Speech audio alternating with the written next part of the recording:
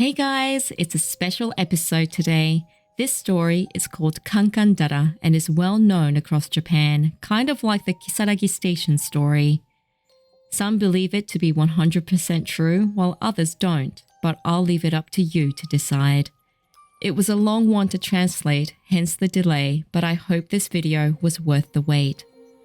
Alright, let's get started.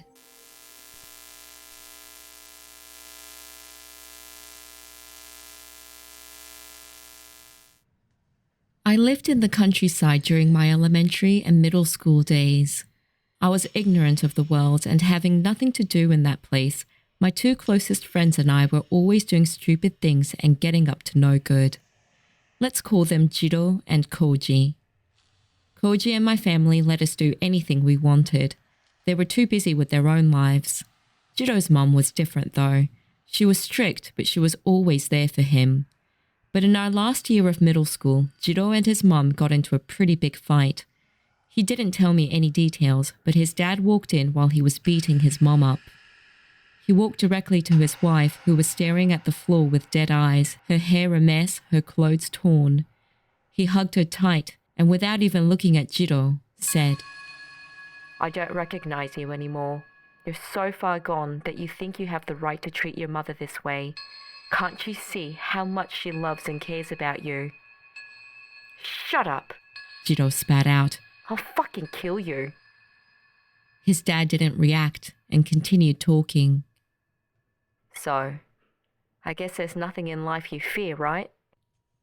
Jido scoffed and said there's nothing that scares him, and if there's anything out there that could do so, how he'd love to see it.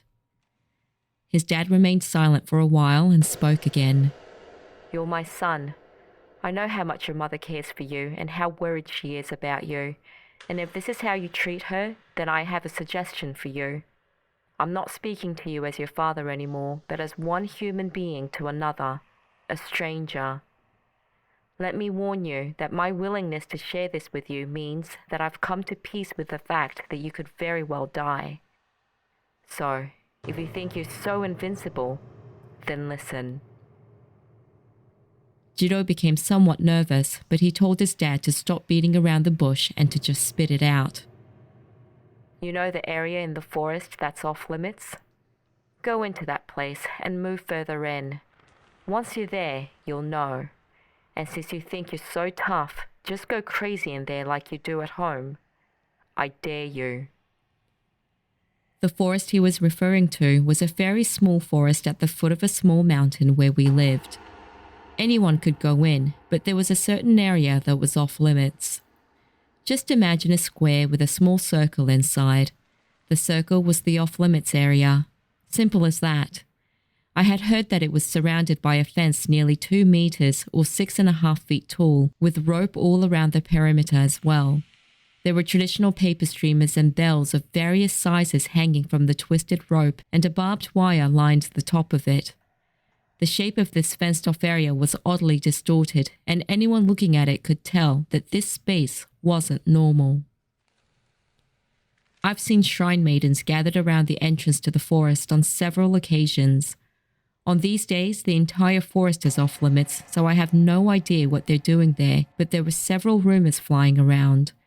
The most well-known was that there was a brainwashing facility in there that was run by a cult. It was already quite a hassle to get to the cordoned-off area, so I've never even heard of anyone venturing further into the forest to seek out this facility. Without waiting for Jido to reply, his father took his mother upstairs. Jido left the house right after and met with Koji and I. After he stopped talking, we all agreed that it was quite something for his dad to say what he did.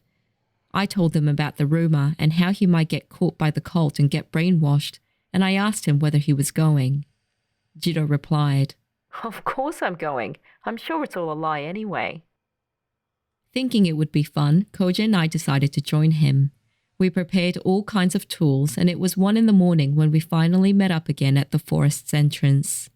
We were all in high spirits, excited to go on this midnight adventure.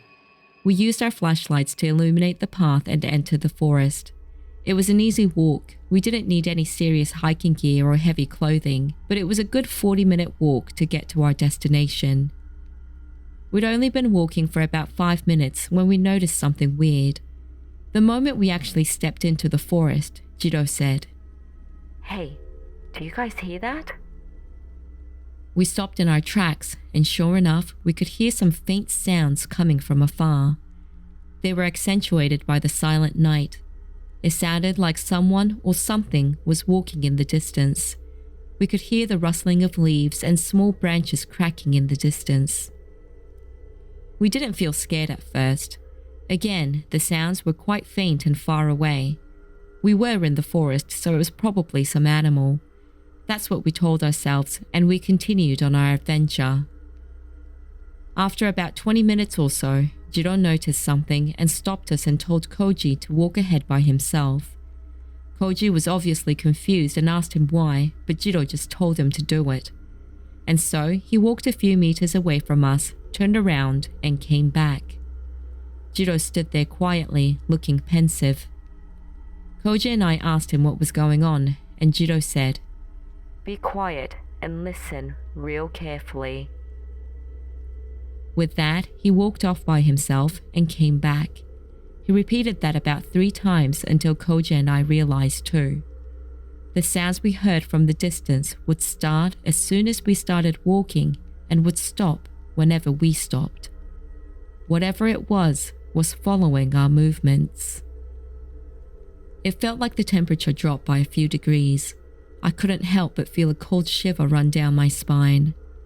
The moon was out, but it was obscured by the trees, so our flashlights were the only light in the dense forest. So whether it was an animal or a person following us, of course they'd know where we were. In saying that, it was extremely dark. As soon as one of us were out of the light, we really had to strain our eyes to see each other. It was hard to believe a person would be walking around without any light. Were we being stalked by some kind of predatory animal? Or, if it was indeed a person, maybe they had those night vision goggles on. Maybe someone from the cult was watching us. Although it was moving parallel to us, it didn't seem to be coming any closer. Either way, judging from the sounds, it seemed there was only one of them tailing us. We decided it was too dangerous to step off the trail to find this person or animal, so we decided to continue forward while staying vigilant and aware of our surroundings. We continued walking and the sound continued to stalk us, but once the fence came into view, I couldn't care less about any of that.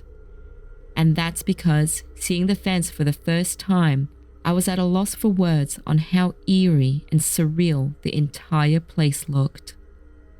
None of us had ever ventured this far into the forest. What stood in front of us wasn't close to anything we could have ever imagined, even with all the stories we'd heard about this place. The 3 of us were honestly big idiots back then, always trying to act super macho and didn't believe in anything paranormal. But whatever this fence was keeping in, it was definitely not human. For the first time, we felt like we'd come to a truly dangerous place. Koji said what I was thinking. "Yo, are we supposed to break through this fence and go in? This place is obviously not normal." "Shut up," said Jido. "Why are you acting scared over a stupid fence?" Koji and I were already feeling scared, and Jido told both of us to get our shit together as he crouched down and began to take out all kinds of tools from his bag. He was planning to smash the fence down to go through and began to tear it down. Or at least he tried. More than the sound of destruction, the forest was filled with the ringing of numerous bells that were hanging from the fence. I'm sure you can imagine how incredibly creepy it was. Anyway, whatever Jido was using wasn't strong enough. The fence was impenetrable and didn't even get a dent in it. The only thing we could do was climb over it, which was made incredibly easy because of the rope that were hanging at various levels from the fence. As soon as we were on the other side, the atmosphere changed completely. It felt like I was suddenly locked in by some unknown force. It felt colder and it was difficult to breathe. I could tell by the look on Jido and Koji's face that they felt exactly the same way. But we'd come this far and were standing inside the fence now. We had to keep going. When we started walking, we all noticed it at the same time. The sound that had been stalking us for almost an hour now had completely stopped. I was already freaking out at this point, so I was feeling relieved about it until Koji said something that I wish he'd just kept to himself. He said, "Guys, maybe the thing was on this side of the fence the whole time. It could have been trying to get to us but couldn't because of the fence." "That's ridiculous," replied Jido. "I heard those sounds the moment we stepped into the forest. We can't even see that far from here, so how the hell would it even know that we were here?" Logically speaking, he was right. This forbidden area was quite far into the forest. It took us about 40 minutes, and it's not like we were taking our sweet time getting there, so I'm sure it was quite a distance. At this point, though, I was beginning to think we were dealing with something inhuman, so I couldn't completely deny Koji's theory either. By this time, Jido was the only one still acting macho. As soon as I saw the fence, I felt a strong sense of foreboding, making my legs feel heavy. I didn't want to move forward. Jido said, "I don't know if it's some ghost or whatever that's trapped in here, but if you're right, it means it can't get out of this fenced area. Man, that's weak." With that, he started walking again, and we trotted behind him to keep up. Another 20 or 30 minutes went by in silence. Nothing happened, and I was starting to calm down a little. Maybe this was all just a hoax after all. As the faint outline of the fence on the other side came into view, we spotted something out of the ordinary. There were Shimenawa ropes strung around 6 specific trees. Those trees in turn were tied with more ropes to create a hexagonal space within. There were also more formal-looking shide or paper streamers hanging from the Shimenawa in even intervals, and in the center of this space was what looked like an offering box. The kind you see in shrines and temples where people throw in coins before they put their hands together in prayer. Now, Koji and I were really starting to freak out. I was wrong, and now Koji and I were really starting to freak out. Things were beginning to look pretty serious. We were idiots, but we had a vague idea of what Shimenawa ropes were usually used for. The reason why the fence was put up was obviously to keep people from discovering this particular box. We had finally reached our destination. "This is probably what your dad was talking about," I said. "There's no way I could go wild in there. No freaking way," said Koji. Jido was still holding his stance. He laughed and said, "Come on, guys. It doesn't mean there's anything bad or evil in there. Let's just open the box and see what's inside. There might be some treasure inside." Jido ducked under the Shimenawa rope and walked without a care towards the box. Koji and I were more worried about what he might start doing rather than what the box held, so we followed him in. It must have been sitting out there in the elements for quite some time because it was covered in rust. The lid on top had some mesh, so we tried to look at what was inside, but there was a wooden board right underneath, so our view was blocked. Furthermore, there were white markings all over the box. It looked like chalk, but probably wasn't, otherwise it would have gotten washed away with the first rain. The writing looked like some kind of family crest, but they were on all facets of the box, and they differed from one another. There wasn't a single duplicate. Jido, who was the only one brave enough to touch it, did so carefully. The box seemed to be nailed to the ground, so it was impossible to lift it up. We inspected the box from all angles, trying to find a way in, when Jido noticed that the back panel could be removed. He got excited and told us we could finally see what's inside. He lifted the panel off, and Koji and I peered over his shoulder into the box. There were small vases shaped like plastic pet bottles in all 4 corners of the box with some liquid inside. And in the center were 6 little sticks, about 5 centimeters in length, with the tips painted red, arranged into a strange shape. They looked like this, and the points were painted red. I wondered out loud whether they were toothpicks, and Koji pointed out that there was some weird liquid in all the vases. Jido said, "What the hell? We came all the way here for some toothpicks and some vases?" Koji and I only touched the vases a little bit, but Jido actually took it out of the box and smelled the liquid inside. After placing it back into the box, he proceeded to touch the sticks. His fingers must have been sticky from sweat because when he did, the tip of one of the sticks stuck to his finger and distorted the original shape. At that exact moment, we heard a bunch of bells ringing from the opposite direction we had come from, on the far side of the fence. It scared the shit out of us and we all screamed in unison. Jido yelled out for whoever it was to quit playing games and to show themselves as he ran towards the sound of the ringing bells. Koji and I yelled at him to stop, trying to reason with him that was a bad idea.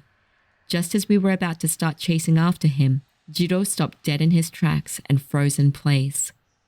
When we caught up to him, we saw that he was trembling.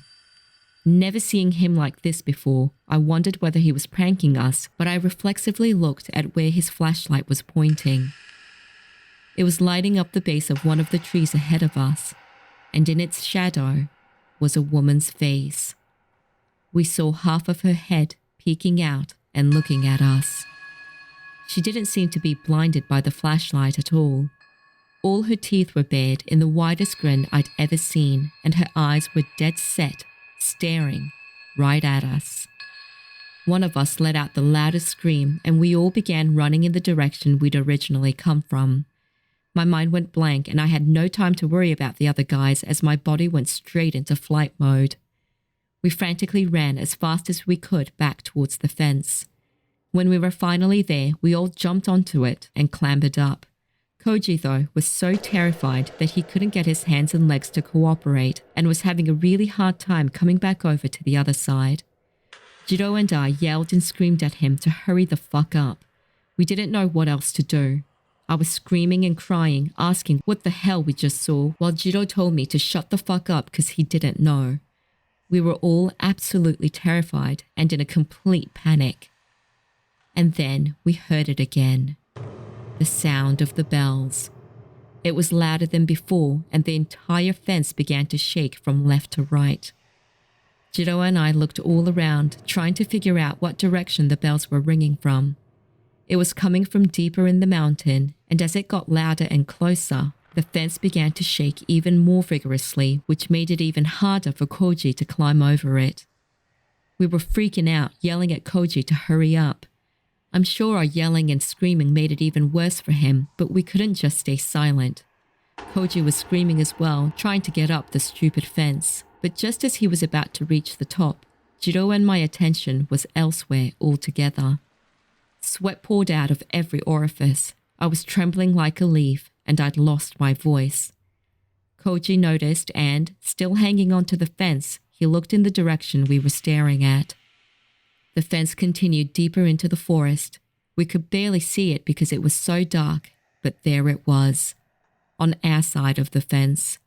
When I saw the woman's fence earlier, I thought it was some sort of ghost. I assumed it was just a head floating in midair, but I was wrong. Its upper body was naked and had 3 arms on each side. Using its 6 arms, it grabbed the fence and rope and was swiftly making its way towards us along it, like a spider crossing its web. Its mouth remained stuck in that wide grin. Unfathomable terror ran through us. Luckily, Koji was at the top of the fence at this point. He screamed and jumped off the fence in one big leap and landed on top of us. With that, we were jolted away from our paralysis. We picked ourselves up from the ground and began sprinting towards the forest's entrance. No one dared turn around to see whether the thing was following us or not. We kept our eyes ahead and did our best not to trip and fall as we ran like hell. We would probably get out of the forest in less than 30 minutes at that pace, but it felt like hours. As the forest's entrance came into view, we saw a humanoid shape there. We all came to a quick halt. Could it be that thing? Did it somehow get ahead of us and was waiting for us at the edge of the forest? It was a matter of a few seconds to determine that it was the silhouette of a few people standing around. As soon as we were sure of it, we sprinted out the forest and jumped into the group of people. Hey, they're out! Did you guys really go there? Go tell the wife. A bunch of men were all talking at once as they checked on us. I think they were talking to us too, but I don't think any of us actually heard them. We were wheezing for air and our brains were frozen in fear. After being herded into a car, we were taken to the village meeting hall even though it was well past 3 a.m. Once inside, my mum and older sister, Koji's dad, and Jido's mum were waiting inside. My mum, whom I rarely spoke to anymore, and Jido's mum were bawling their eyes out. The look on Koji's dad's face was apparently one he'd never seen before. Jido's mum, through her hiccups, expressed how glad she was that we were all okay. Unlike her though, my mum slapped me across the face, and Koji's dad did the same. After a few minutes mingling with our respective families, Jido's mum apologized to the rest of us, bowing her head down over and over again. She said all of this was their fault, that her husband was the one who started it all, and therefore the responsibility also fell on her. It certainly didn't make me feel good to see an adult bowing down to me for something I had done on my own accord. Koji's dad told her to stop, that the only thing that mattered at this point was that we were all back safe and sound. My mum chimed in and agreed, saying it wasn't her fault. After that, the parents conversed amongst themselves while we sat there, still dazed. It was early morning by now, and seeing us kids were exhausted but doing okay, we went home without any explanation. The next afternoon, my sister came bursting into my room and violently woke me up from a deep sleep. I almost thought she was the thing I saw the previous night. That's how scary her face looked. I asked her what the hell she wanted, and she said, Jido's mum's on the phone. Something bad's happened. I went downstairs and picked up the phone and heard his mum screaming that something was wrong with Jido. She asked what the hell we did last night and whether we did anything else other than going over that fence. She was too hysterical to have any decent conversation over the phone, so I hung up and headed to their house. Koji must have received a similar call because when I got there, he was already there. Jido's mum told us what had happened.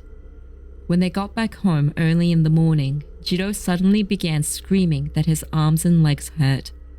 It probably hurt him to move his limbs because he collapsed with his arms and legs stretched out, stiff as a board, and writhed around in that position, screaming in pain. She tried to get him to sit up and tried to see if he had any injuries, but nothing.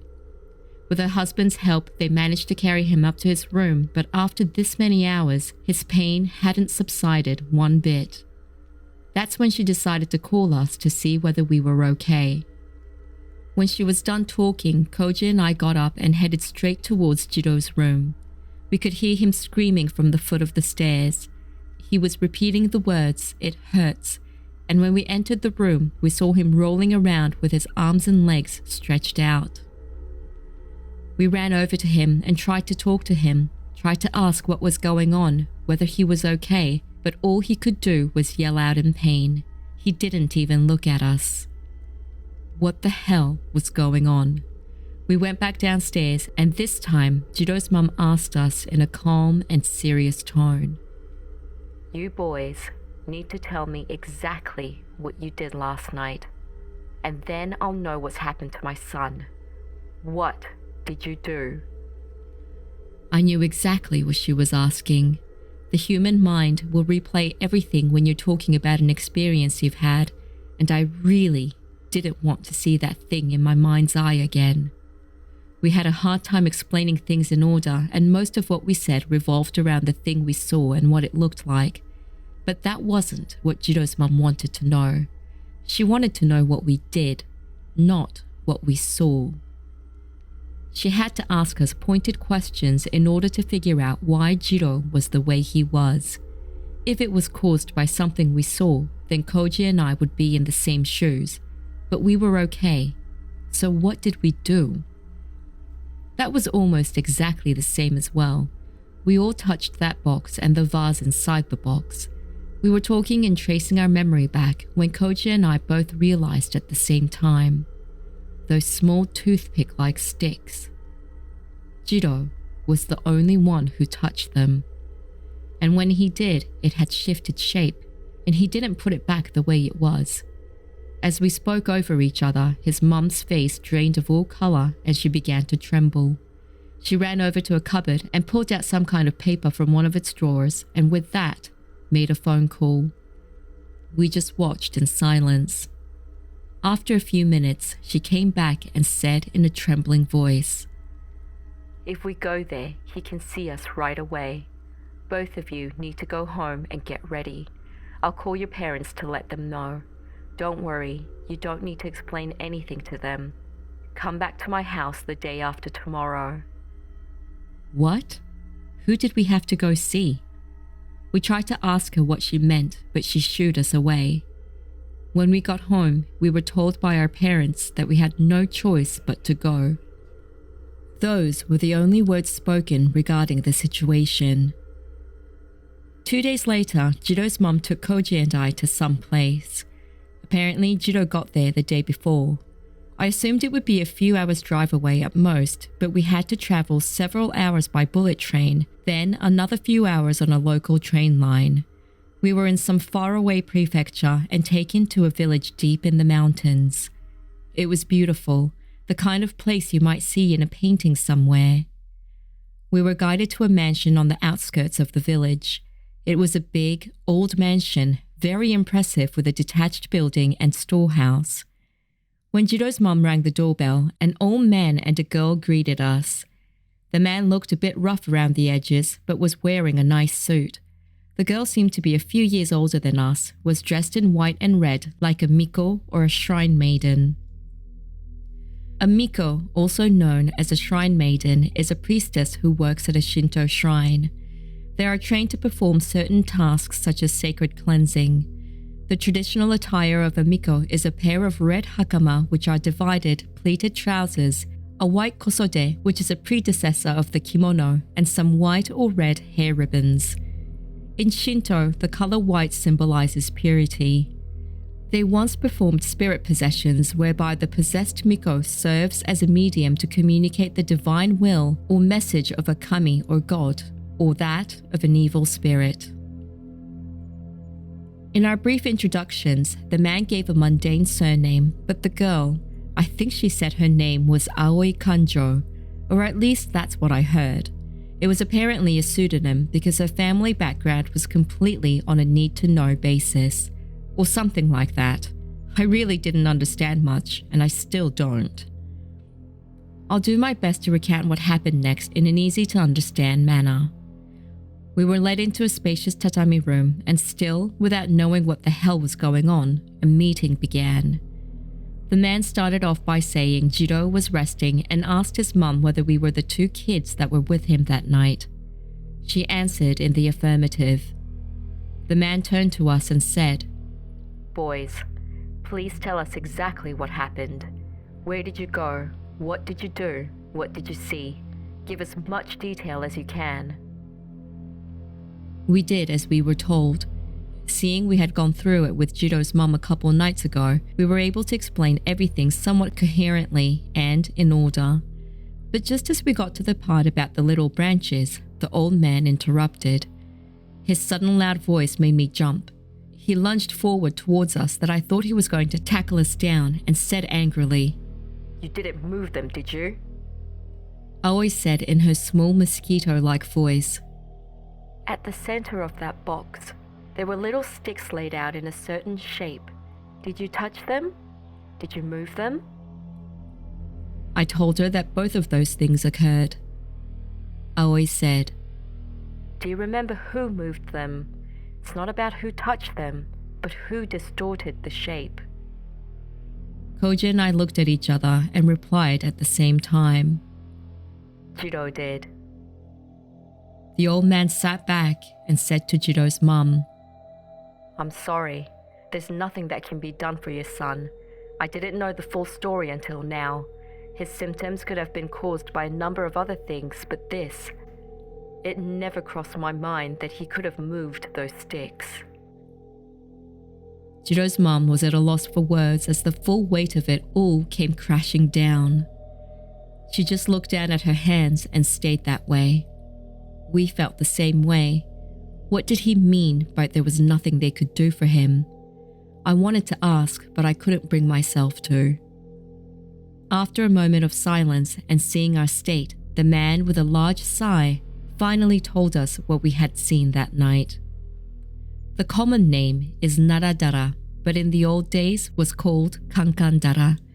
Depending on the age and family background of people in the know, it was called by different names like Narijara, Naridara, or Kankanjara, but the most well-known name today is Kankandara. This story is close to that of a myth or legend, and it's as follows. The villagers of some village plagued by a man-eating giant snake asked the house of a shrine maiden who had inherited various powers as the child of a god for generations to exterminate the snake. The house sent one of the most powerful shrine maidens to defeat the snake. As the villagers watched from the shadows, she desperately fought it to kill it.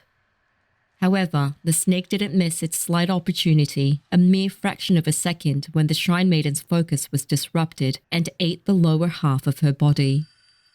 With her lower body in the snake's mouth, the girl continued to fight with all her might, but the villagers knew. They knew there was no way the snake could be destroyed, so they did the next best thing.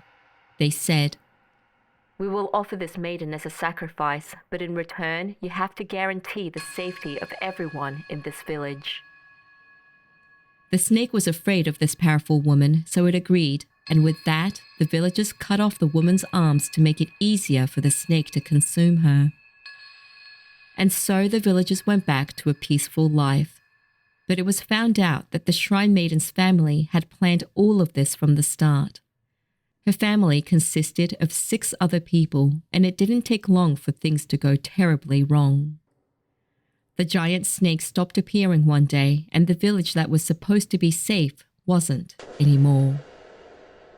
People started dying one after another, in the village, in the mountain, and in the forest, and all of them were missing either their right or left arm. 18 people died in total, and 6 of them were the shrine maiden's family members. Only 4 people survived. Aoi and the old man took turns explaining. The man said, "I don't know when or where this information first got passed down, but the box has been moved to different locations at regular intervals, and the caretaker is different each time.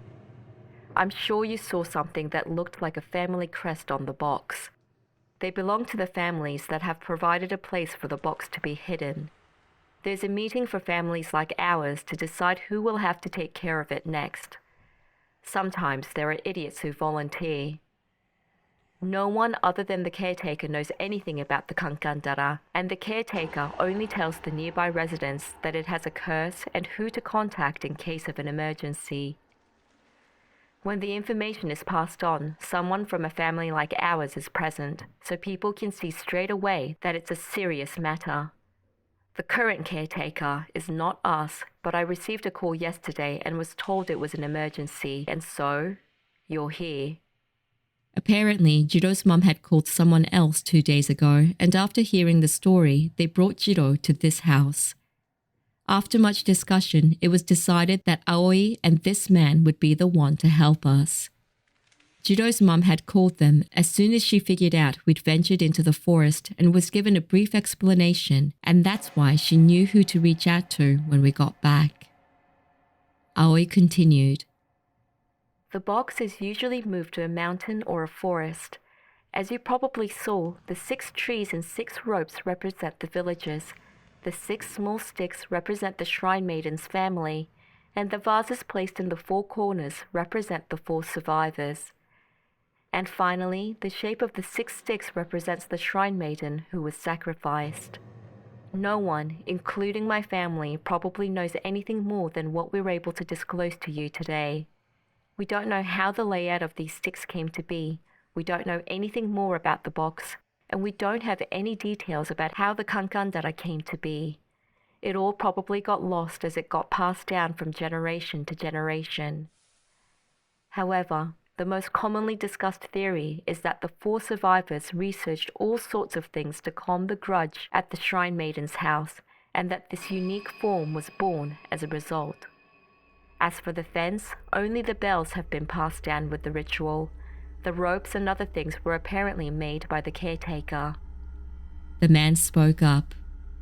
There are several people in my family who have exercised Kankandara in the past, but they all died within 2 or 3 years, and it all happened suddenly out of the blue. One day they were alive and healthy, and dead the next day. The ones who caused these problems, like you boys, most of them have also died. That's how complex this issue is. All of this was too wild. I should have felt afraid for my life, but it was so hard to fathom that this could be true that I just sat there dumbfounded. The man turned to Jido's mum and told her that if only her son hadn't touched those sticks, that he could have been saved. But the reality was that he had, and that had sealed his fate. His mum bowed her head down low to the ground and said, Please, is there anything you could do? This is all my fault. Please. She couldn't accept what the man was saying. This was obviously not her fault. It was ours, but she took full responsibility and continued to beg the man. She wasn't crying though. Her face was hardened and looked like she was ready to take anything on as long as she could save Jido.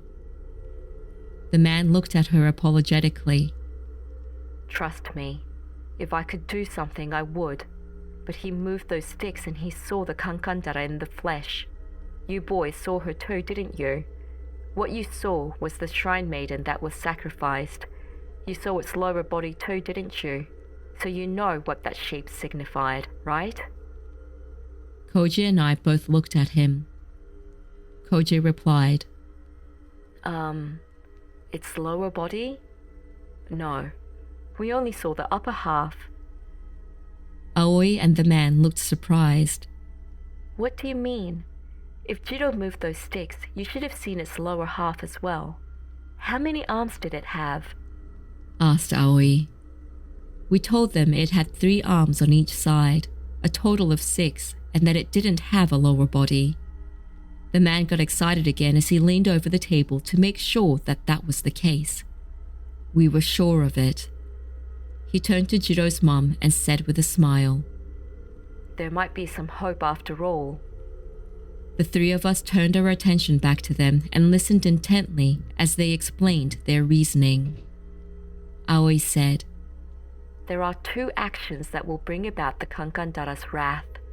One is to distort the shape of the sticks. The other is to look at its appearance in its entirety. The man spoke up. It's usually over the moment you move those sticks because it inevitably calls the Kankandara. But for some reason, you boys didn't see its lower half, and that means Jido didn't see it either. What do you mean we didn't see it? I said. What we saw was what you boys witnessed is definitely the Shrine Maiden, but it wasn't the Kankandara. I'm guessing she wasn't interested in taking your lives. She appeared as the Shrine Maiden and not the Kankandara. The terror she put you through was just a game to her, said Aoi. It seems the Shrine Maiden and the Kankandara are the same and yet separate beings. The man explained that if it wasn't the Kankandara that showed itself, then whatever attacking Jido is, as Aoi said, just a prank that the Shrine Maiden has put on him. In that case, though it might take a while, Jido can be saved. For the first time since that night, the air around me felt lighter. It was enough just to know that Jido would be all right. The expression on his mum's face was amazing. She had thought her son was going to die, so hearing the man say those words put the happiest smile on her face. The man and Aoi also smiled when they saw all of us relax for the first time. He said, We'll take Jido in from here, and I'll explain everything to you at a later date. As for you boys, Aoi is going to perform an exorcism on you, and you can go home. I hope this has taught you boys a lesson not to be so reckless and know that there are some truly powerful and maleficent forces out there that no ordinary person can ever fathom. Say no more, I thought. After we talked about Jido a little more, we got exercised and left, leaving Jido's mum behind. We weren't allowed to see him before we left. Those were the rules. I don't know whether he got transferred out of school, but I've never seen him since that day. He didn't die though, and is apparently leading a normal life somewhere. Oh, and his dad never showed his face even once. I don't know what's up with that. As for Koji and I, we got our shit together relatively quickly. There were several reasons for it, but the biggest impact was Jido's mum. It was a bumpy road for her until Jido got better, and I'm sure it was a living hell for her. It made me rethink and appreciate a mother's role. After this happened, the relationship between my parents and I, as well as that of Koji and his parents, slowly began to improve. So that obviously also played a role that made us stop our shenanigans. The other thing that I found out later is that the Kankandara, although known to be extremely dangerous, was treated like a sort of god. Apparently, it was a god of either the mountains or the forests, and once a year, a ritualistic dance known as Kagura was performed and prayers were recited for it. Also, the sound we heard as soon as we walked into the forest was the Kankandara. It's allowed to roam free inside the fence, but the 6 trees shaped into a hexagon and the box act as a kind of seal, and it rarely shows itself unless the shimenawa rope or those small sticks are distorted. The area it's kept in is either in a forest or a mountain and is designated by some rule. The range is specifically determined by careful calculations. It can't leave the area, but it's possible for it to hang on to the outside of the fence like what we witnessed that night. That's about all I know. Apparently, it got moved to a different area, although I can't be sure because there's no way in hell I'll ever step foot in that forest again. After a year or so, they started taking down the fence, so it's probably somewhere else now.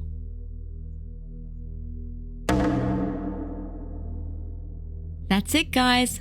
What did you think? Just like how there are deep sea creatures that haven't yet been discovered, the deep mountains and forests around the world could be harboring some truly terrifying beings. There are so many stories of various creatures and monsters that have been witnessed from all around the world, some of which I actually believe are true. And so maybe the Kankandara is real too. Anyway, if you enjoyed this and love creepy stories from Japan, then you came to the right channel, so if you haven't subscribed yet, please do. I really appreciate all of you. Thank you for being so patient with me as always. See you again soon. Cheers.